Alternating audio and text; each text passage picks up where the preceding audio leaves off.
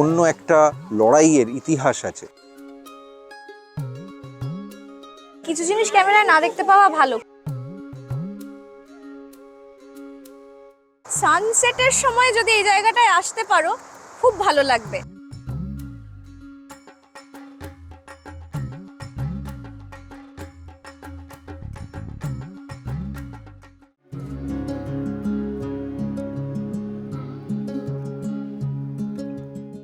লাল মাটি, শালের জঙ্গল, শুকনো পাতার খয়েরি রূপ, টিলা, ঝর্ণা, নদী, লেক, মন্দির আর রাজবাড়ি, সঙ্গে বাংলার লোক সংস্কৃতির এক অন্য ঝলক। সবই যদি একসঙ্গে চাও তাহলে শীতের উইকেন্ডে আদর্শ গন্তব্য জঙ্গলমহল। হ্যালো বন্ধুরা, রেকর্ডিং মোড ট্রাভেলে এবার তোমাদের জন্য নিয়ে এলাম একটা মিনি সিরিজ। এতক্ষণে তো জেনেই গেছো, এবার আমাদের ডেস্টিনেশন জঙ্গলমহল।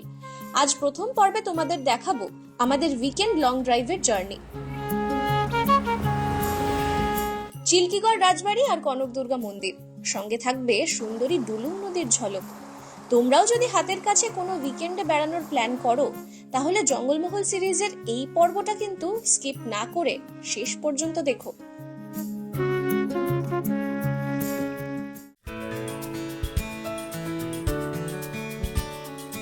চাইলে সারা বছরই বেড়াতে আসা যায় জঙ্গলমহলে, তবে ঝাড়গ্রাম বেলপাহাড়ির বর্ষায় যতটা সবুজ ঠিক ততটাই সুন্দর শীতে ঝরা পাতার মরশুমে। হাতে দিন তিনেক থাকলেই যথেষ্ট। বছর শেষ হতে বেশি দেরি নেই, তার আগে একটা লম্বা উইকেন্ডের ছুটিতে আমরা চম্পট দিয়েছি ফুল ফ্যামিলি। 2 রাত 3 দিনের ট্যুর। আজ আমাদের জার্নিটা কম বেশি 200 কিলোমিটারের। গুগল বলছে নন স্টপ ছুটলে 4.25 ঘন্টাতেই পৌঁছে যাব। তোমরা যারা ট্রেনে আসার প্ল্যান করবে তাদের জন্য সেরা অপশন ইস্পাত এক্সপ্রেস। হাওড়া থেকে ছাড়ে সকাল 6টা 35 মিনিটে, ঝাড়গ্রাম পৌঁছয় সকাল 8টা 44 মিনিটে। এছাড়া ধর্মতলা থেকে বাস সার্ভিসও আছে। ভোরবেলা রওনা দিয়ে দিল্লি রোড ধরে আমরা প্রথমে ডানকুনি পেরিয়েছি, তারপর 16 নম্বর জাতীয় সড়ক ধরে ব্রেকফাস্টের জন্য থামলাম কোলাঘাটে।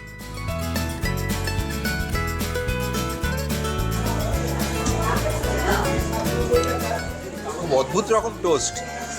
না টোস্টটা কেটেছে চারটা করে। আমি এটা আগে অনেক সময় দেখেছি পাউরুটি ঘুগনি ঘুগনি খেতে গিয়ে চারটা ভাবে টোস্টটা কাটে। মানে বেকারির ব্রেডে আমরা এসে ব্রেড অমলেট বলেছিলাম, খুব তাড়াতাড়ি পাওয়া যাবে বলে, এবং ওরা সত্যি খুব ফাস্ট দিয়েও দিয়েছেন। আমাদের আরো মোটামুটি ঘন্টা দুয়েকের জার্নি বাকি, 2 ঘন্টাও পুরো নয়। এবং আমরা ওখানে গিয়ে জাস্ট লাগেজটুকু রেখেই বেরিয়ে পড়বো, এটাই প্ল্যান।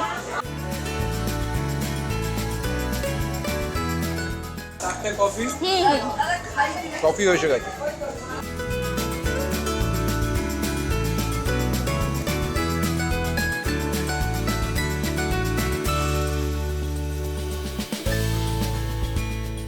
এবারে খেলাম হচ্ছে লক্ষ্মীনারায়ণ হোটেল অ্যান্ড রেস্টুরেন্টে। এটা একটু ওই দিক থেকে একেবারে আসতে গেলে শেরে পাঞ্জাবের উল্টো দিকে একটু রেস্টুরেন্টগুলো ছাড়িয়ে একটু এদিকে এগিয়ে আসতে হয়। তবে এগুলোতেই কিন্তু খুব তাড়াতাড়ি খাবার সার্ভ হয়। মানে আমাদের অভিজ্ঞতা এর আগে আরো আগে দাঁড়িয়ে একটু খারাপ হয়েছে, তাই না? একটু দূরের রেস্টুরেন্টগুলোয় খাবারগুলো তাড়াতাড়ি সার্ভ করে এরা। হ্যাঁ, কারণ সবাই তো আসলে ওই মেইন যেটা হাব সেখানেই একটু বেশি হ্যাঁ, রাশ থাকে। তো অল ডান উইদিন টাইম। হ্যাঁ, চটপট এবার বেরিয়ে পড়া যাবে। ম্যাক্সিমাম নাকি? হ্যাঁ হ্যাঁ, আধ ঘন্টা লাগে। লাগেনি।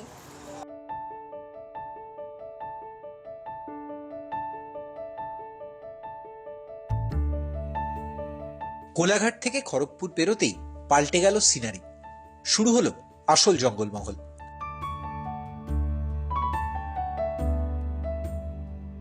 দুপাশে শালের জঙ্গল, মধ্যিখান দিয়ে কালচে রাস্তা। এখন আমরা এগোচ্ছি ঝাড়গ্রামের দিকে। লোধাশুলি থেকে ডান দিক মেঁকে নিলাম গড় শালবনির পথ। তারপর ক্রিস গার্ডেন বলে একটা জায়গায় 5 নম্বর রাজ্য সড়ক ছেড়ে ধরলাম বাঁদিকের মোরাম বিছানো পথ।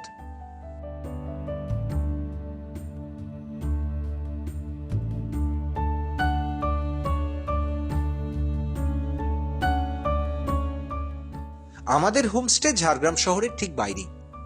এই বনফুল হোমস্টেটা কেমন, থাকা খাওয়ার কিরকম বন্দোবস্ত, কত ভাড়া, সব তোমাদের বলবো পরের পর্বে। তবে তার আগে আজকের প্ল্যানটা বলি। আজ আমরা ঘুরে দেখব ঝাড়গ্রামের অন্যতম আকর্ষণ চিল্কিগড় রাজবাড়ি। জেনে নেব রাজবাড়ির ইতিহাস আর দেখব কনক দুর্গা মন্দির। তাই গাড়ি থেকে লাগেজ নামিয়েই আবার বেরিয়ে পড়লাম।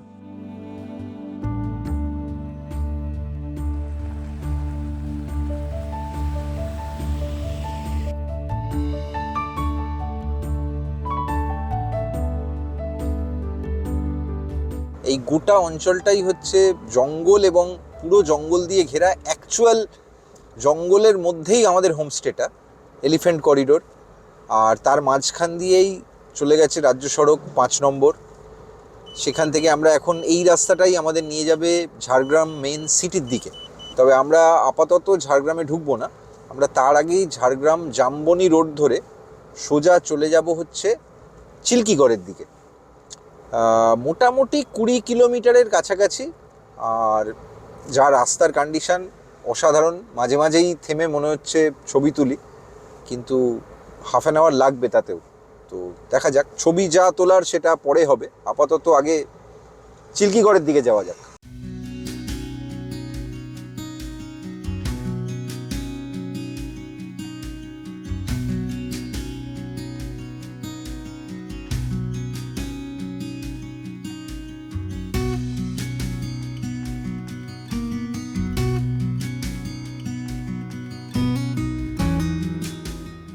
জেলায় মোট 4টে নদী, রূপনারায়ণ, কংসাবতী, ডুলুং আর তারাফেনী।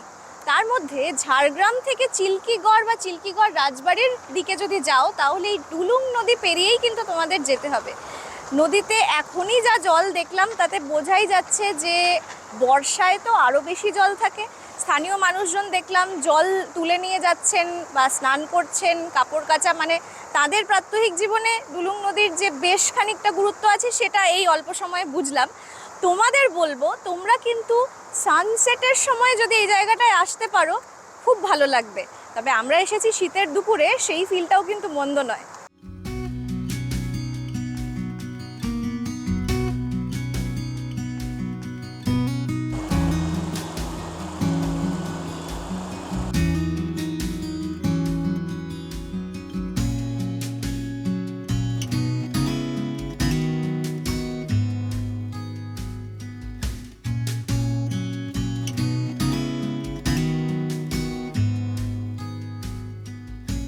এই বাড়ির সঙ্গে কিন্তু ভারতের স্বাধীনতা সংগ্রামে, স্পেশালি চুয়ার বিদ্রোহেরও আগের সময় অন্য একটা লড়াইয়ের ইতিহাস আছে।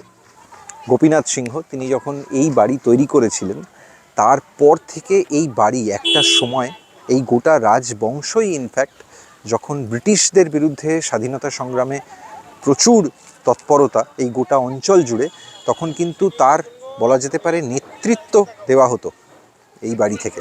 সুতরাং এই রাজবাড়ির আরও বোধহয় ঐতিহাসিক গুরুত্ব এখানে অনেকটা বেড়ে যায়।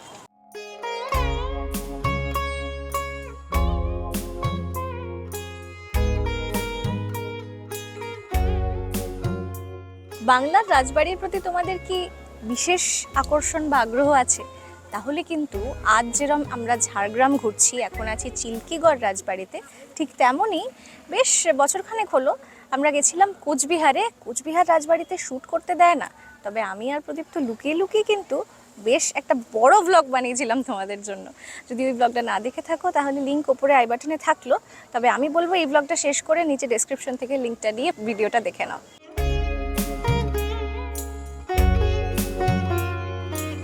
ঝাড়গ্রাম জেলার জামবনি ব্লকের আওতায় পড়ে এই চিল্কিগড়। প্রায় 300 বছর আগে জামবনির রাজা ছিলেন ভূমিপুত্র সামন্ত রাজা গোপীনাথ সিংহ, আর চিল্কিগড় ছিল তার রাজধানী। পরে রাজার একমাত্র মেয়ে সুবর্ণমণির সঙ্গে বিয়ে হয় ধলভূমগড়ের রাজা জগন্নাথ সিংদেও ধবলদেবের। এরপর 1765 সালে রাজা গোপীনাথ সিংহের মৃত্যুর পর চিল্কিগড়ের রাজা হন জগন্নাথ। তাঁরই পুত্র কমলাকান্ত দেওয়ের সময় ছিল চিল্কিগড়ের স্বর্ণযুগ। ঐতিহাসিক চুয়ার বিদ্রোহ চলাকালীন এই বাড়ি থেকেই 1769 সালে ডাক দেওয়া হয়েছিল ধল বিদ্রোহের। চিল্কিগড় রাজবাড়ির ক্যাম্পাসের মধ্যেই তিনটে মন্দির রয়েছে। এটা হচ্ছে রাধাকৃষ্ণের মন্দির। এই মন্দিরটায় একেবারে সেই পুরনো বাংলার যে মণ্ডপ স্টাইলের যেভাবে মন্দির হতো তার ঝলক আমরা দেখলাম। এটা বোঝাই যাচ্ছে অনেক পুরনো। এরকমই আরও একটা পুরনো মন্দির রয়েছে, যেটা এই মুহূর্তে একটু লাইটের উল্টো দিকে, কিন্তু পেছনে দেখতে পাচ্ছ এর অবস্থা খুবই খারাপ, পরিত্যক্ত হয়ে গেছে। রাস মন্দির ছিল, যেটা পুরোহিত মশাই জানালেন। আর এই দিকে, অর্থাৎ যেদিক থেকে বাইরের সদর দরজা, সেদিকে নতুন যে রং করা মন্দিরটা দেখতে পাচ্ছ, সংস্কার হয়েছে, এটা কিন্তু শিব মন্দির। তো টোটাল 3টে মন্দির রয়েছে, যার মধ্যে সবচেয়ে বয়সে পুরনো মন্দিরটা কিন্তু রাধাকৃষ্ণের মন্দির।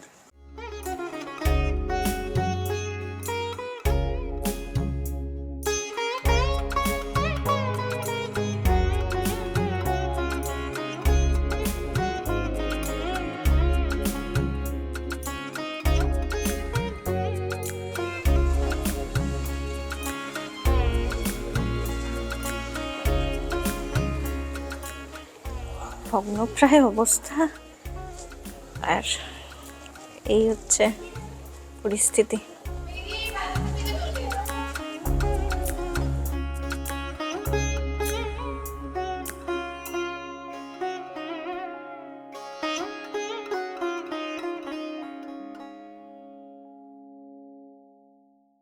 কৌলিন্যের যে রাজবাড়ি বাংলার অন্য যে কোনো রাজবাড়ির সঙ্গে টক্কর দিতে পারত, আজ কিন্তু তার সিংহভাগই বলতে গেলে জরাজীর্ণ, খুবই খারাপ মেনটেনেন্স। এবং এখানে আসার জন্য কোনো টিকিট নেই, শুধু একটা অংশে ঠিকঠাক মেনটেনেন্স, সেটুকুই বাসযোগ্য, এবং সেখানে একটা অফিসও রয়েছে, কিন্তু সেখানে সাধারণের প্রবেশাধিকার নেই। আর গোটা কমপ্লেক্সটায় প্রচণ্ড বাঁদরের উৎপাত। তোমরা যখন আসবে এটা কিন্তু মাথায় রেখো।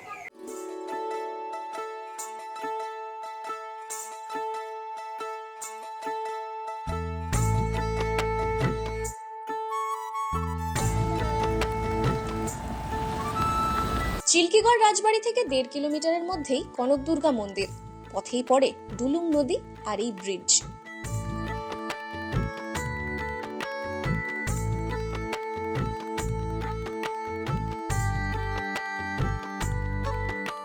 এইখানে হচ্ছে কনক দুর্গা মন্দিরের জন্য যেখানে গাড়ি পার্কিং, পুরো পার্কিং লটটা একবার তোমাদের দেখিয়ে দিই। দেখতেই পাচ্ছ ভেতরে টুকটাক খাওয়া দাওয়ারও বন্দোবস্ত আছে, পে অ্যান্ড ইউজ টয়লেট আছে, এবং অনেক গাড়ি একসঙ্গে রাখা যায়। আর পুরো পার্কিংয়ের যে চার্টটা, সেটাও একবার তোমাদের দেখিয়ে দিই। যে বড় গাড়ি নিয়ে তোমরা যদি আসো, ছোট গাড়ি নিয়ে আসো, পুরো এখানে চার্টটা দেখে নাও, স্ক্রিনশট নিয়ে রাখতে পারো। সেরকম হলে 2 হুইলারের জন্য 20 টাকা, অটো বা টোটো হলে 30 টাকা, প্রাইভেট গাড়ি 50 টাকা, এবং পার হেড কোনো এন্ট্রি ফি আলাদা করে মেনশন করা নেই। বাস নিয়েও যদি কেউ আসে, বড় গ্রুপ হয়, তাহলে 100 টাকা হচ্ছে এখানে পার্কিং, সেটা বেরোবার সময় এখান থেকে নিতে হবে। এই যে রাস্তাটা চলে গেছে সোজা, এই রাস্তাটা দিয়েই কিন্তু আমরা পৌঁছে যাব কনক দুর্গা মন্দিরে। এবং এই রাস্তাটা খুব সুন্দর করে সাজানো। একটা সময় কাঁচা রাস্তা ছিল, এখন সেটা পুরোপুরি বাঁধিয়ে দেওয়া হয়েছে। এই রাস্তাটা ধরেই কিন্তু 400 মিটার প্রায় হাঁটতে হবে, তাহলেই কনক দুর্গা মন্দির।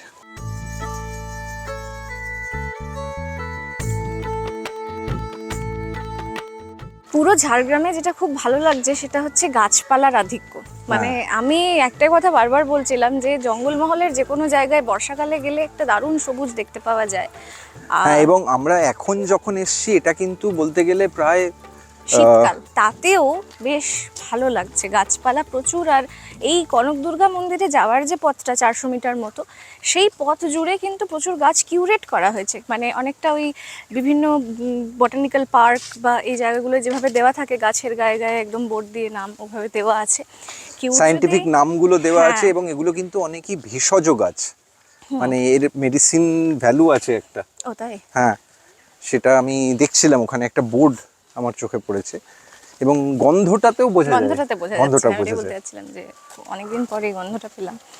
তো সবই মিলে বেশ পরিবেশটা খুব সুন্দর। এবার আসল যে যাকে দেখতে আসা, এত নাম শুনেছি চিল্কিগড়ের কনক দুর্গা, আমার তো উপন্যাসটাও খুব ফেভারিট, তো দেখা যাক।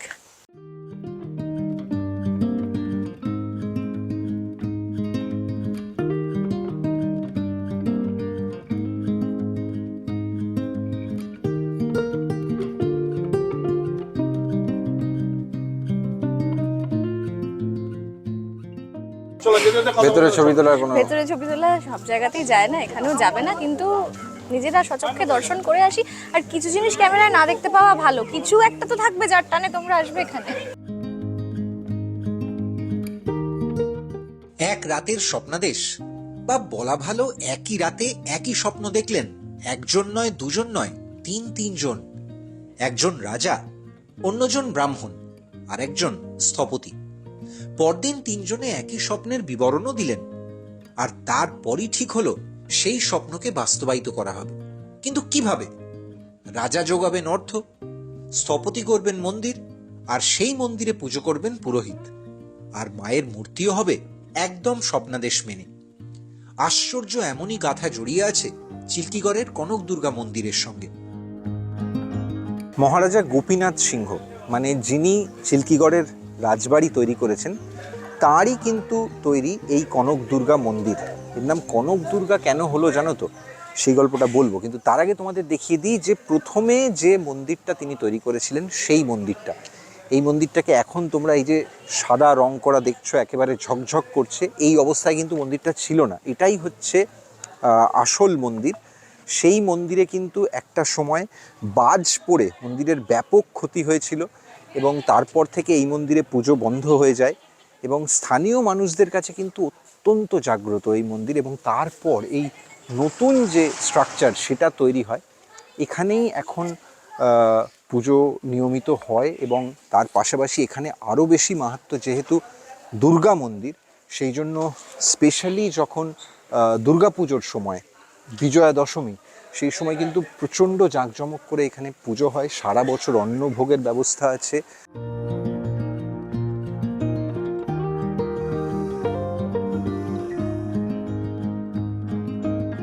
এই যে কনক দুর্গা, তার নাম কনক দুর্গা হওয়ার কারণ হচ্ছে রাজা গোপীনাথ সিংহ তিনি যখন স্বপ্নাদেশ পান এই মন্দির তৈরি করার জন্য, তখন তারপর তার কোষাগারের টাকা শুধু নয়, তার নিজের স্ত্রীর যে হাতে কনক পরতেন, যে চুড়ি পরতেন, সেটার বিনিময়, সেটার থেকে যে টাকাটা আসে, সেখান থেকেই তিনি এই মন্দির তৈরি করেছিলেন। এবং তারপর নাম হয়ে যায় কনক দুর্গা।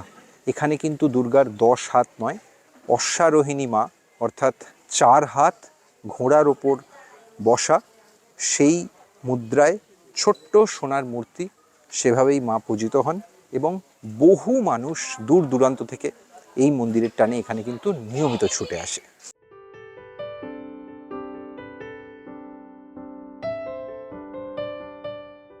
চিল্কিগড় কনক দুর্গা মন্দির তো দেখার মতো বটেই, মানে মন্দিরের মায়ের দর্শন করে মন ভরে যাবে এমন একটা ছোট্ট মিষ্টি বিগ্রহ এখানে।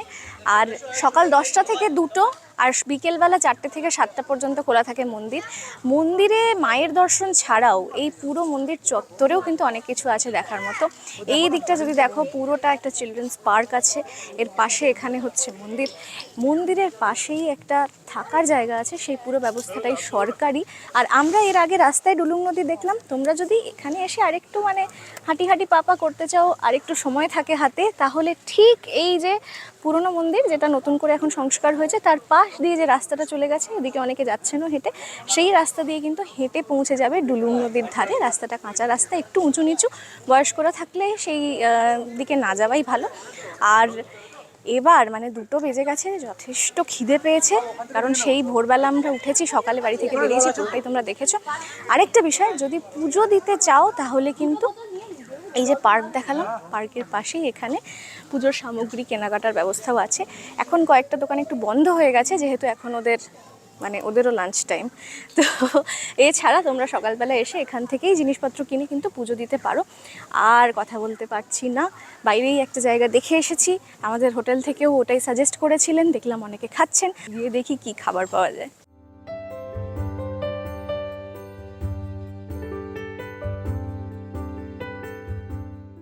চিল্কিগড় রাজবাড়ি আর কনক দুর্গা মন্দির ঘুরে সেই দুপুরে আমরা লাঞ্চ সেরেছিলাম মা কনক দুর্গা হোটেল অ্যান্ড রেস্তোরাঁয়। ছিমছাম মেনুতে ছিল ডাল, ভাত, সবজি আর রুই মাছের ঝাল। তারপর আবার বেরিয়ে পড়েছিলাম ঝাড়গ্রামের বাকি সব স্পট ঘুরে দেখতে। আমাদের ঝাড়গ্রাম বেড়ানোর সেই গল্প আর বনফুল হোমস্টের সব ডিটেলস থাকবে এই মিনি সিরিজের পরের পর্বে। তার আগে বলো আজকের পর্বটা কেমন লাগলো, কমেন্টে লিখতে ভুলো না কিন্তু। যদি ভিডিওটা ভালো লেগে থাকে তাহলে লাইক করো, আর যত বেশি করে পারো শেয়ার করো। জানিও উইকেন্ড ড্রাইভের এই জঙ্গলমহল মিনি সিরিজ তোমার কেমন লাগলো। যে কোনো প্রশ্ন থাকলে আমাদের সঙ্গে যোগাযোগ করতে পারো এই নম্বরে। যদি এই চ্যানেলে নতুন হও প্লিজ সাবস্ক্রাইব করে নিও, আর যদি আগে থেকেই সাবস্ক্রাইব করা থাকে তাহলে বেল আইকনে ক্লিক করে দেখে নিও অল নোটিফিকেশন এনেবল আছে কি না। আমাদের বেড়ানোর সব টাটকা আপডেট নিয়মিত পাওয়া যায় ইনস্টাগ্রাম আর ফেসবুকে, তাই ওখানেও লাইক ফলো করে নিও রেকর্ডিং মোড। আজ এটুকুই, আবার দেখা হবে খুব তাড়াতাড়ি।